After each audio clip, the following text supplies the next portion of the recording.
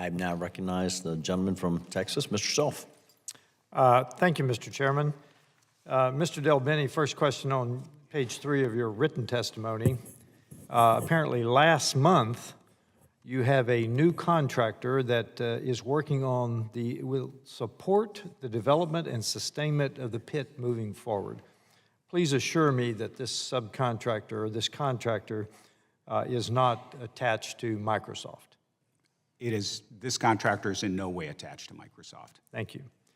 I will tell you, Mr. Del Bene, we now have, this is the 4th major significant action, well, no, it's at least the 4th, and I can think of a couple more, that tend to uncover over time. We have the critical skills incentive issue, we've got the $15 billion, we've got the sexual harassment scandal, we've got the ongoing electronic records, now we've got this issue.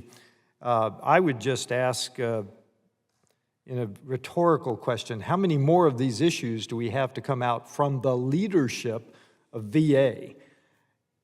But I will also tell you, they all hurt veterans, because the impact of each of these major significant issues filter down to the treatment that our veterans get or don't get, or payment that they get or don't get.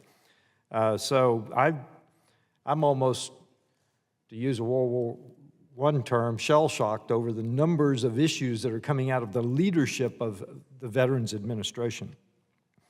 Dr.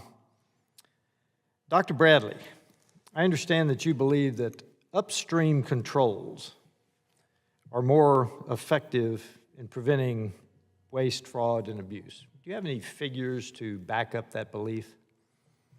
So, in general, it's much more effective to prevent a bad payment from leaving the door than kind of a pay and chase model. So it's in general that you want to be able to identify, for example, an upstream issue where the location of service doesn't match a procedure code. Like, you can't have a surgery at home.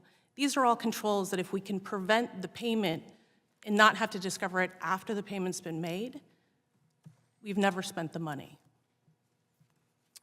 Okay, I'm less concerned about, I understand, and that's reasonable. I would be more concerned with having to claw money back from our veterans, because that's where they get hurt. So I've heard Ms. McDonald, Dr. McDonald, excuse me, you testified that you, and I think, and it was not in your written testimony that I could find, you testified that part of the problems were incorrectly entered data. Did I hear that correctly? Correct. And yet the information that we were given was it was defective logic code. Now that's 2 different issues. So which is it? So we can only speak on what we heard when we were working on the MAM from VHA officials. I think they could probably give you more information on the details of what all of the errors were. It's our understanding that beyond the initial issues that were discovered, the 3 types of issues with the program integrity tool, there were 18 issues identified once they took the PIT offline and then did a deeper dive into what was going on with the data accuracy and integrity issues. Okay, great point. So what was first alerted, logic code or improperly entered data? Because that's either a human error or a code error. I think VA would have to address what they first identified in terms of our knowledge of it.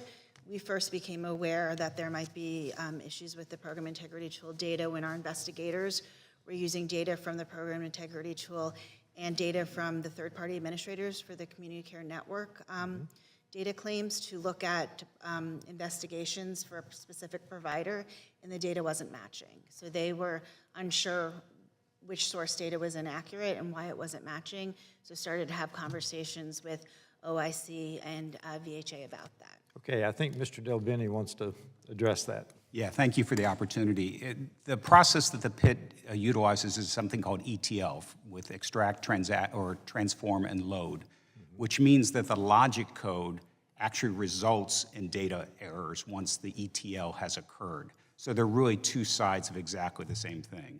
We ended up with issues which were around the logic code in the ETL process resulted in data that was improper or incorrect within the database.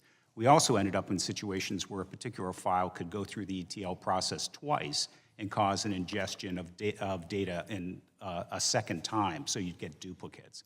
So they are related to one another. Okay, so have you considered, and I've got a very short period of time here, the intelligence community can help you with this. Have you considered consolidating the multiple databases, I think you're calling them, that all feed into the pit? We have not considered that. I think it would cause a greater dependency on a single system and complexity to actually try to bring those together at this point in time. What we are investigating is whether we can streamline the entire pipeline from those sources all the way to revenue operations. Things go into the pit, then they go into a corporate data warehouse before they get picked up for transaction by revenue operations. We're looking at holistically of how we can improve and modernize the system to get rid of those complexities. Okay, thank you, and I yield back, Mr. Chairman. Thank you.